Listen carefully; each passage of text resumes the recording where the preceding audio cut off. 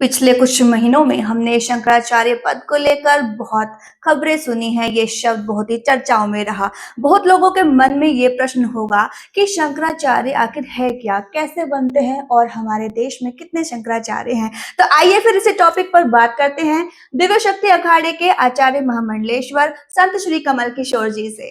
संत जी, आपका बहुत बहुत स्वागत है हमारे इस कार्यक्रम में।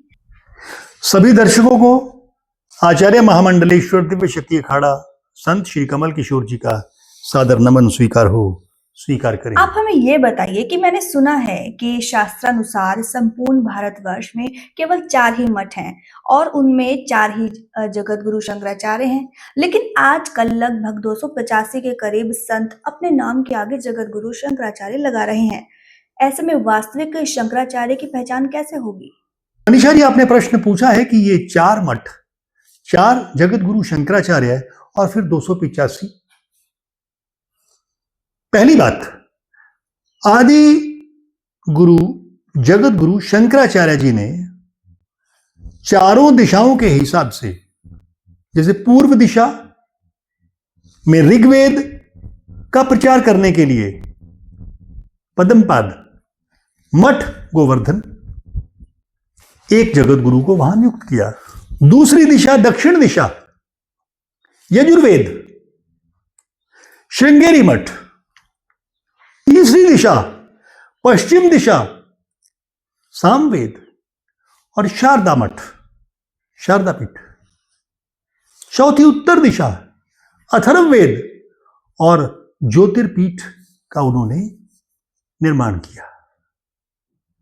यानी अटक से लेकर कटक तक, और दूसरा कश्मीर से लेकर कन्याकुमारी तक पूरे संपूर्ण भारतवर्ष को 4 भागों में, 4 दिशाओं में बांटकर उन्होंने अपने शिष्यों को एक एक वेद का प्रचार प्रसार करने के लिए भारतवर्ष में सनातन धर्म की परंपरा को अक्षुण्ण रखने के लिए, प्रचार करने के लिए कहा और 4 मठ उन्होंने बनाए।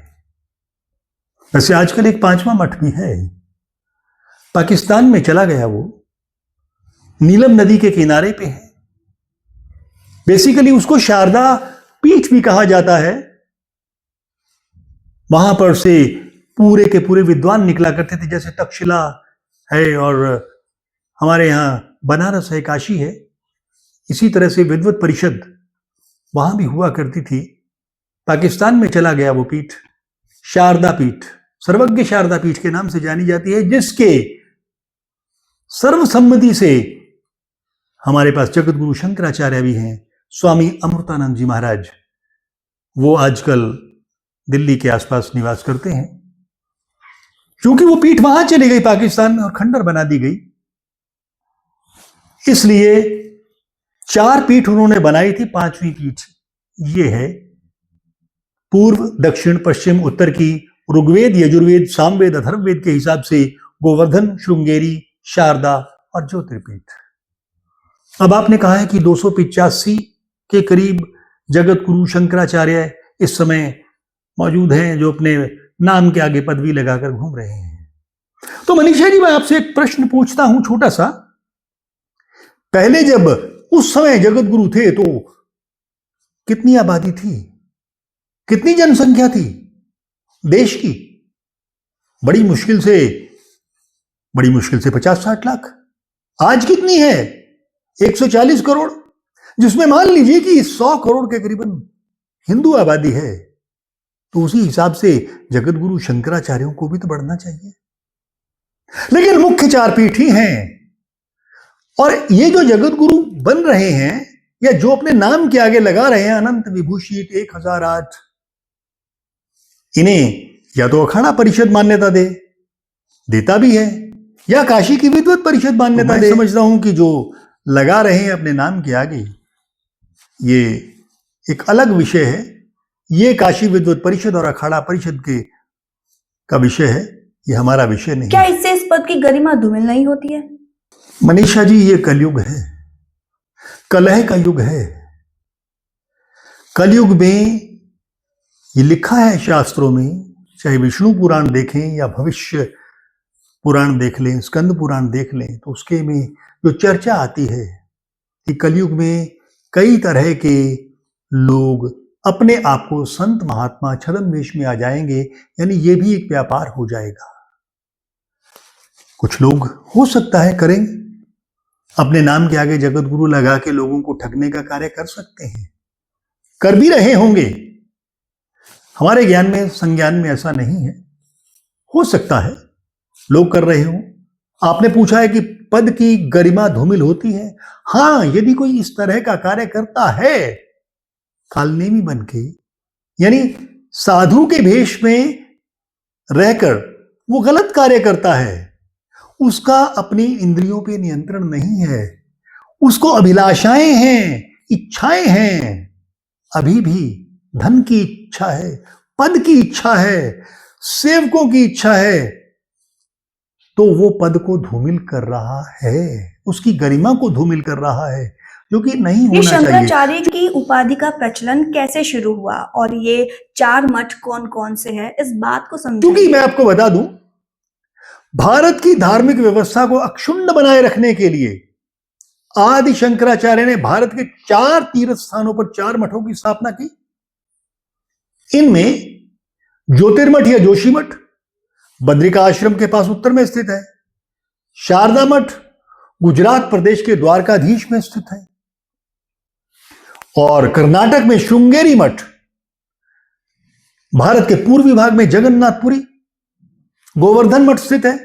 ज्योतिर्मठ का अधिकार क्षेत्र भारत के उत्तरी तथा मध्य देश कुरु, कश्मीर, काम्बोज, पांचाल में है।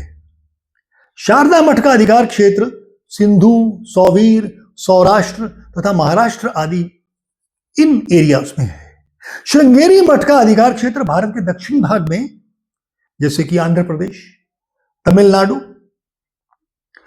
कर्नाटक, केरल, इन राज्यों में, और साथ ही साथ गोवर्धन मठ के अधिकार क्षेत्र में भारत के पूर्वी प्रांत, उत्तर प्रदेश, बिहार, बंगाल, उड़ीसा, ये सब निर्धारित किए गए।